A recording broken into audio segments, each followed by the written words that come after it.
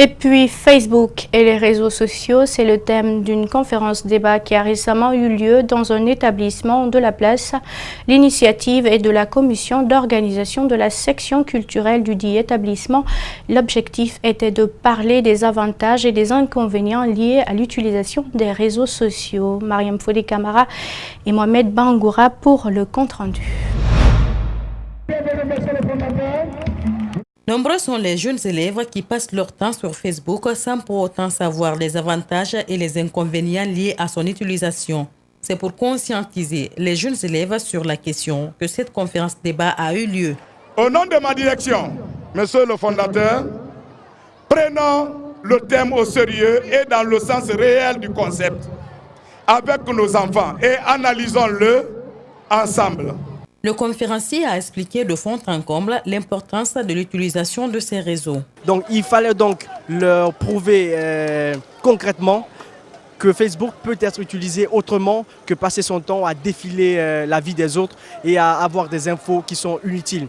Parce que plus ils perdent leur temps sur Facebook, plus ils sont moins concentrés à l'école, plus ils ne comprennent rien et plus le pays retarde. Donc c'était un peu ça qu'il fallait leur faire comprendre, mais en même temps leur dire que Facebook est important quand ils créent des connexions, quand ils font des groupes de discussion, de réflexion, mais pas qu'ils mettent des choses qui ne sont pas vraies ou qu'ils perdent leur temps, surtout cette notion de temps. Les élèves présents disent avoir cerné le message véhiculé. Avant, je me connectais à tous les jours, mais à partir d'aujourd'hui, grâce aux renseignements donnés par les superviseurs, je peux maintenant me méfier à faire de n'importe quoi sur les réseaux sociaux. Comme Facebook, il y a beaucoup de personnes qui l'utilisent, mais qui ne savent pas l'utilité et les inconvénients. Par rapport à cette conférence, je peux informer mes autres amis qui n'ont pas eu l'occasion d'être là. Quand même, ça m'a fait beaucoup plaisir parce que ça m'a fait savoir des choses que je ne savais pas. L'activité de fleuriste prend de l'ampleur dans la capitale guinéenne, autrefois méconnue du grand public. Cette activité intéresse de nombreux citoyens qui en font leur métier. Ils s'en sortent bien d'ailleurs. Bintou Traoré et Lamine Silla se sont rendus équipés pour rencontrer des fleuristes. Leur reportage est rendu par Ouminatou Sidibé. Âgé d'une vingtaine d'années, Sadou Diallo est fleuriste. C'est après avoir suivi une formation de 2 ans en floriculture dans une école professionnelle qu'il a commencé à exercer cette activité sur le site de Kakimbo. Il entretient plusieurs types de fleurs et le prix varie en fonction des catégories. Nous avons beaucoup de clients qui viennent nous visiter et qui viennent aussi acheter. Les fleurs commencent à 2500, à 5 000, à 15 000, à 20 000. Même on vend des plantes ici de 500 000 à jusqu'à 1 million. Ça dépend de la qualité de la plante aussi et la hauteur.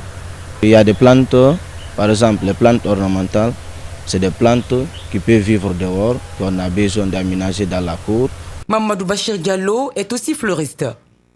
L'État devrait le rapprocher pour l'aménagement des lieux publics, suggère-t-il.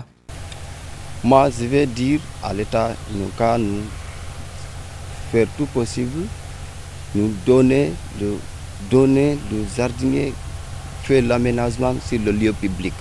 Parce que c'est ça qu'ils ne donnent pas les gens courage de mettre les ordures.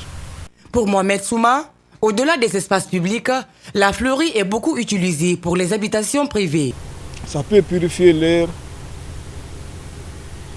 La plante purifie l'air en un mot. Ensuite aussi, ça rend un lieu très très joli. C'est la raison pour laquelle je suis venu pour acheter des fleurs. Ces fleuristes demandent tous à l'État de leur trouver un endroit approprié pour travailler dans les meilleures conditions. Et voilà qui met fin à cette grande édition d'information à tous. Merci de l'avoir suivi. Merci également à l'équipe de la rédaction ainsi qu'à celle technique. Surtout restez avec nous. L'info continue sur Espace TV. Au revoir.